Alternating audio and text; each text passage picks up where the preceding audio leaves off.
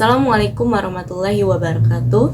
Halo, perkenalkan nama saya Dwi Anggelia Agustina dengan NIM 23010200052 kelas A02 Akuntansi semester 4 dari program studi akuntansi Universitas Bina Insan. Video ini saya buat untuk memenuhi tugas ujian akhir semester mata kuliah Komunikasi Bisnis yang diampu oleh Bapak Dr. Ronald Aprianto, Sarjana Ekonomi, Magister Sains. Pada kesempatan kali ini, saya akan membahas sebuah studi kasus mengenai komunikasi internal di lingkungan kerja, yaitu di PT Sejahtera Bersama. Mari kita lihat studi kasusnya bersama-sama. PT Sejahtera Bersama merupakan perusahaan manufaktur alat rumah tangga. Dalam 2 bulan terakhir, terjadi penurunan produktivitas di bagian produksi. Melihat kondisi tersebut, manajer produksi, Bapak Dimas, mengirimkan email kepada seluruh staf produksi. Namun, isi emailnya cukup mengejutkan dan menimbulkan reaksi dari para karyawan. Berikut isi emailnya. Saya kecewa dengan kinerja kalian belakangan ini. Angka produksi terus menurun dan sepertinya tidak ada yang peduli dengan hasil kerja. Jika kondisi ini terus berlanjut, akan ada tindakan tegas. Saya minta semua segera introspeksi dan perbaiki kerja kalian. Setelah menerima email tersebut, beberapa karyawan merasa tersinggung, tidak dihargai, bahkan ada yang mulai mencari pekerjaan lain. Menyadari hal ini, pihak HRD kemudian mengadakan pelatihan mengenai etika komunikasi bisnis, khususnya dalam menyampaikan pesan negatif secara tepat. Dari kasus ini, muncul beberapa pertanyaan yang akan kita bahas satu persatu secara terstruktur. Mari kita mulai. Soal yang pertama, pendekatan penulisan pesan apa yang digunakan oleh Bapak Dimas dan apa kelemahannya? Jika kita melihat gaya penyampaian Bapak Dimas dalam emailnya, kita bisa menyimpulkan bahwa beliau menggunakan pendekatan langsung dan emosional. Artinya beliau langsung menyampaikan kritik secara tegas, bahkan cenderung menyalahkan staf tanpa memberikan penjelasan atau data pendukung yang bisa membantu pemahaman. Nah, pendekatan seperti ini tentu memiliki beberapa kelemahan di antaranya. Yang pertama, dapat menyinggung perasaan karyawan. Yang kedua, tidak membangun semangat maupun solusi.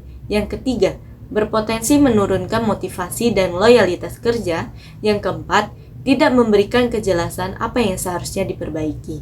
Jadi, cara penyampaian seperti ini kurang efektif karena bisa membuat karyawan merasa tidak dihargai dan pesan yang disampaikan pun jadi sulit diterima dengan baik. Selanjutnya, kita masuk ke soal nomor 2. Apa saja 2 pendekatan alternatif yang lebih tepat dalam menyampaikan pesan negatif?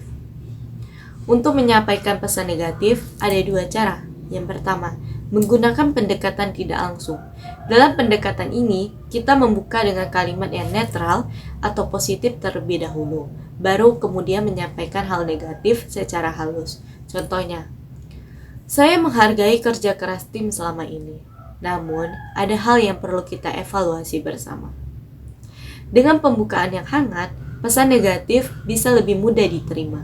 Lalu yang kedua, ada pendekatan solusi dan kolaborasi yang lebih menekankan kerjasama dalam mencari jalan keluar. Contohnya, kita menghadapi tantangan dalam produksi 2 bulan terakhir. Mari kita bahas penyebabnya dan cari cara agar bisa membaik ke depannya. 2 pendekatan ini bisa menjaga suasana kerja tetap kondusif dan yang paling penting, pesan tetap tersampaikan dengan baik. Lalu soal nomor 3. Apa saja prinsip etika komunikasi bisnis yang dilanggar dalam email tersebut? Jika kita perhatikan email yang ditulis oleh Bapak Dimas, ada beberapa prinsip etika yang kurang diperhatikan, yaitu yang pertama, sopan santun dan rasa hormat karena nadanya menyudutkan karyawan. Yang kedua, keadilan karena tidak memberikan data atau kesempatan untuk menjelaskan. Yang ketiga, empati karena tidak mempertimbangkan perasaan atau kondisi staf. Yang keempat, profesionalisme karena menggunakan kalimat yang terkesan emosional dan mengancam. Hal-hal tersebut tentu sebaiknya dihindari karena bisa berdampak buruk pada semangat kerja dan suasana tim secara keseluruhan. Terakhir, kita sampai di soal nomor 4. Bagaimana contoh kalimat revisi email yang lebih profesional dan beretika? Berikut ini adalah contoh email yang ditulis ulang dengan gaya komunikasi yang lebih profesional, sopan, dan tetap menyampaikan pesan yang sama. Terima kasih atas kerja keras tim produksi selama ini. Namun, Berdasarkan data 2 bulan terakhir, terjadi penurunan angka produksi. Saya ingin mengajak seluruh tim untuk bersama-sama mencari penyebab dan solusi terbaik agar kinerja kita bisa kembali optimal. Saya yakin, dengan semangat kebersamaan dan komunikasi yang baik, kita bisa melewati tantangan ini. Silakan sampaikan ide dan masukan, dan mari kita jadwalkan pertemuan untuk diskusi lebih lanjut. Melalui kalimat tersebut, pesan tetap disampaikan namun dengan pendekatan yang lebih ramah, membangun dan menghargai kontribusi tim.